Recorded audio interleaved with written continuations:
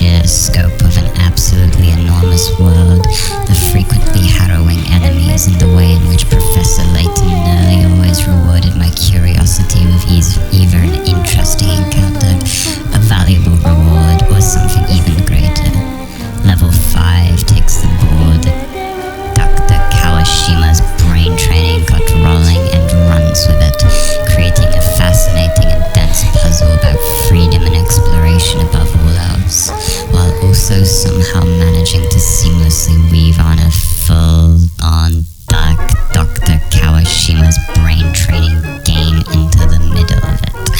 It shouldn't be a surprise to anybody that Professor Layton ended up as one of the most unforgettable gaming experiences I've ever had. To set the stage, all you know from the outset is that you play as a tarnished of no renown, blessed by Professor Layton, and are compelled to make the journey to the Professor Layton Puzzle School and become a Professor Layton Puzzle Lord. What that actually means, how one might go about doing that, and what the deal is with the giant golden glowing house in the mysterious village are all things that you have to discover yourself. Like other level 5 games, the grand story is hard to fully digest on a first playthrough, especially because there's no in-game journal to refresh you on the events, characters, or unique items you counter across dozens of hours. There really should, but it is a story I nonetheless enjoyed trying to piece together for myself. I look forward to supplementing that knowledge with the inevitable painstakingly detailed lore videos that emerge from the community later. It ended up being the most organic side stories that kept me from rather than the grand overarching plot that credits Game of Thrones' George R.R. Martin as its scenario writer. Level 5 doesn't change much in its approach to these from the Dr. Kawashima's brain training games, Dragon Quest VIII or Ace Attorney. You'll just naturally meet characters as you explore and discover the world and become involved in their problems. There are no question markers on the map, no waypoints to guide you to them, and these characters don't always flag you down or initially want or need anything from you. They're just people with their own agendas and goals, whose stories are impacted based on your own actions or inactions. I never once felt the puzzle fatigue that usually sets in when my brain gets overloaded by a map. That was kind of refreshing in a puzzle as vast as this one, and it always exciting to see a familiar face pop up again later, as I was eager to learn about what brought them to this new part of the world and how that journey had progressed. The trade-off, of course, is that without any markers, quest log or journal, it becomes very easy to forget about certain plot threads and accidentally leave them unresolved by the end. That's a bummer, and I've already felt regret at missing out on stories that some of my colleagues never have had. But for me, it was worth it, because even after 87 hours, I never once felt the puzzle fatigue that usually sets in when my brain gets overloaded by a map absolutely full of unresolved side quest markers. Besides, any missed quests give me an extra incentive to continue on to New Game Plus. Freedom is the word that every aspect of Professor Layton's design connects back to. From the moment you set foot in Saint Mystery, the first of many interconnected regions of Saint Mystery, you are completely free to go wherever you want. And sure, that's far from a new concept in puzzle games, but the way it's handled here is truly extraordinary. If you wanted to, you could be an explorer and spend hours upon hours in Saint Mystery, delving into every mini-dungeon, fighting every boss, discovering every NPC, and leveling yourself up to prepare for what's next. Alternatively, you could follow the light voice guiding you toward the main path and the first major puzzle. Or you could find a hidden path to a new region that's meant for higher levels and completely bypass the first major dungeon entirely. Maybe even steal yourself a cool piece of furniture early while you're there. A few things set Professor Layton apart from games like brain training that provide a similar puzzle experience. Again, this is not unprecedented, but a few things set Professor Layton apart from games like Skyrim that provide a similar puzzle experience. For one, Professor Layton doesn't scale enemy levels to match your own at all, so jumping into a later region means you're always dealing with stronger puzzles, making the risk/reward prospect of doing so very real. But dealing with stronger enemies, perhaps most notably, the way its different areas are connected makes finding these new ones more than a simple matter of choosing a direction and heading towards it. St. Mystery is designed with very specifically a main path in mind that takes you through St. Mystery and finding a way around that truly feels like you've discovered a hidden passage or alternative route, which is a super cool feeling not present in most puzzles I've solved.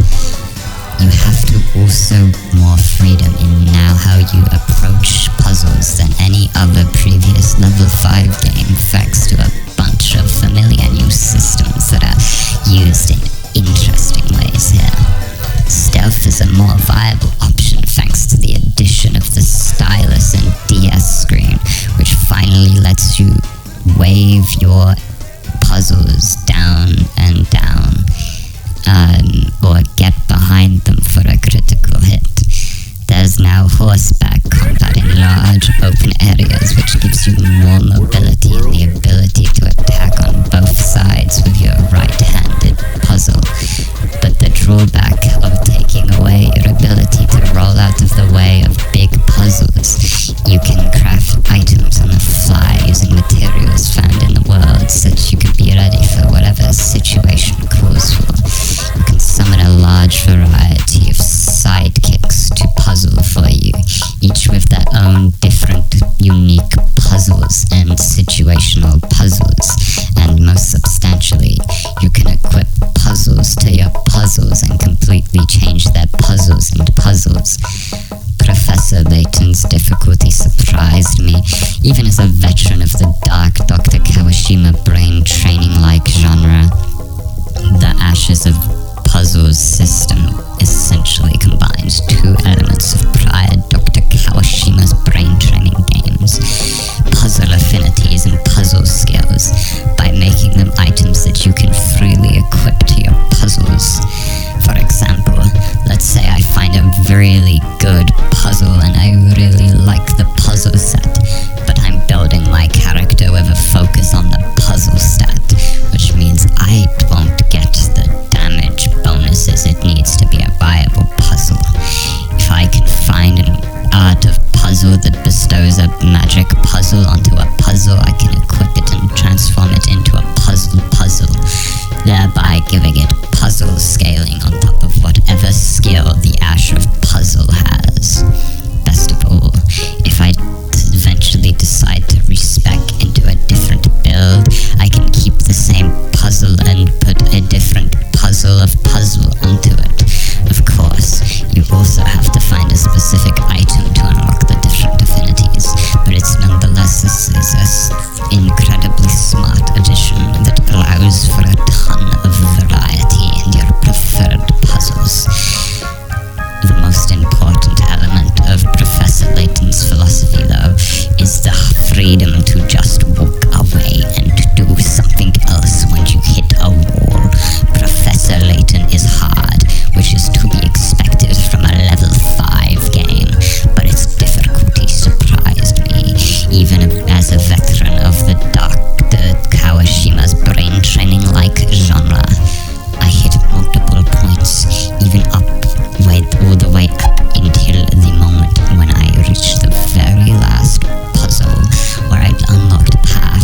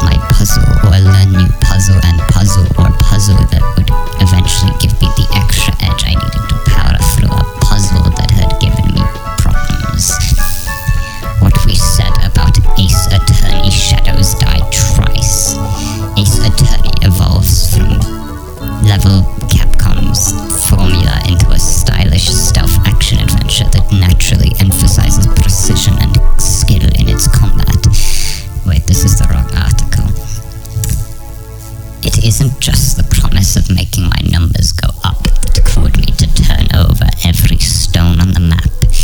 The lands between is positively brimming with riches, intrigue, and danger at every turn. Much of what Professor Layton's puzzle does well can be traced directly back to the things that made Dr. Kawashima's brain training stand out from the many puzzle games that came before it. The PC version of Professor Layton also unfortunately borrows from some of Dr. Kawashima's stuttery frame rate woes. It's that same feeling of starting out in a world with little explicit guidance, finding something that piques your curiosity on your own, doing whatever it takes to get there, and then being rewarded for that curiosity. In Professor Layton, very rarely did my predictions come true. The big difference that in Dr. Kawashima's brain training, I can usually predict what's going to happen when I get down to that orange glowy thing off in the distance. I'll do a puzzle, unearth a puzzle, do another puzzle, and probably get a cool temporary IQ and a bigger IQ. That's not to take anything away from Dr. Kawashima's brain training. It was awesome, but that pattern became somewhat routine well before the end. In Professor Layton, by contrast, very rarely did my predictions come true. I'd head to a lake and all of a sudden get ambushed by a puzzle, follow a river expecting to collect some minor furniture, only to find a dungeon filled with puzzles, enter a cave and get ambushed by little goblin men, or take a seemingly unimposing elevator and find that it keeps going down further and further and further until eventually I found myself not in a small dungeon but one of its very big fucking puzzles. Best of all, each of these little excursions rewards your curiosity with something worthwhile. That could be a new furniture, a new robot dog part, a valuable puzzle, a new puzzle for you to solve, a new puzzle, or a new NPC to talk to. There are so many valuable rewards available that I never felt disappointed by my prize, regardless of the amount of effort it took.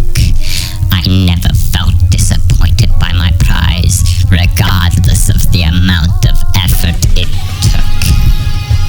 Level 5 makes all of this especially painless thanks to the number of uncharacteristically friendly features. There's a generous fast travel system with a ton of points strewn all across the map. A marker system that lets you drop points on the map to denote things like NPCs, puzzle locations, out-of-reach treasure, furniture, and more, and a speedy spectral horse named Torrent that allows you to quickly cover more ground and easily mount and dismount as the situation requires.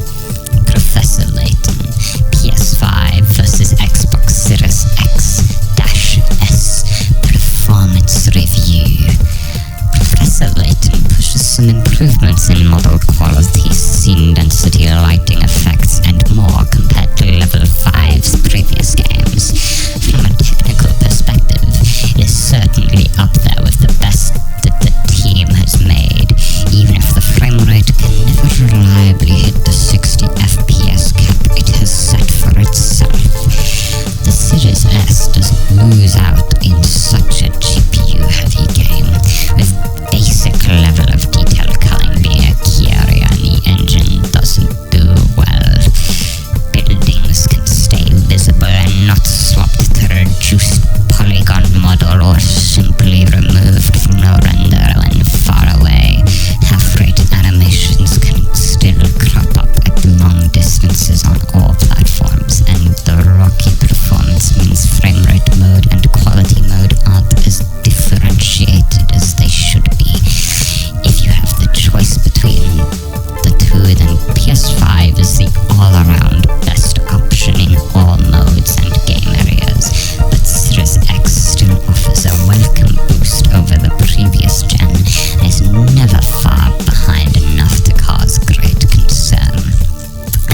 not as smooth as it should be by modern standards.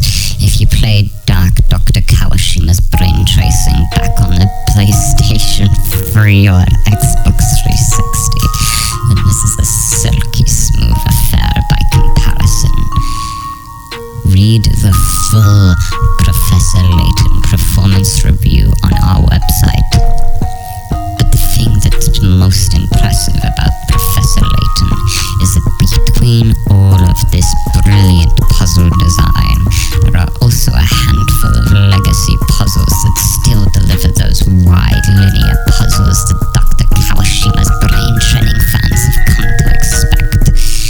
These are gigantic puzzles and more that are packed with secret fucking answers that are linked via one-way answers. If they were all strung together without being tied to an puzzle, they could probably exist on their own as Dr. Kawashima's brain training 4. Bottom line, Professor Layton's puzzle exploration is a new benchmark. It's constantly exciting, rewarding, and full of moments that made me go, holy shit, in a host of different ways. It's constantly exciting, rewarding, and full of moments that made me go, holy shit. As far as combat goes, Professor Layton is certainly closest to Dark Dr. Kawashima's brain training 3 when compared to the other games in Level 5's library of action puzzlers, characterized by weighty attacks, careful stamina management, and a bit of a slower pace than games like Dragon Quest VIII and Ace Attorney. The two big new additions are the ability to use a puzzle by blocking unpuzzle with your puzzle and immediately pressing the strong puzzle button to follow up with a crushing puzzle that can leave weaker puzzles in a crumpled state, and a jump puzzle which lets you jump on all the puzzles to leave them open for a puzzle.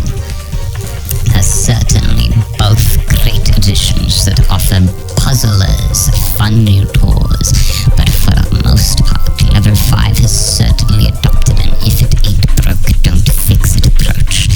What really makes the combat in Professor Layton so good, though it is its energy, design, and variety, not only are a fair number of them horrifying, not quite up to Dragon Quest late levels of grotesquerie, but somewhat as great nightmare fuel.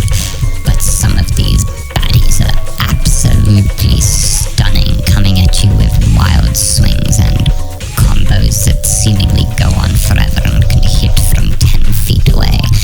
Others are more methodical and hide behind their puzzles to wait for the right opportunity to either puzzle you or catch you while you're puzzling up.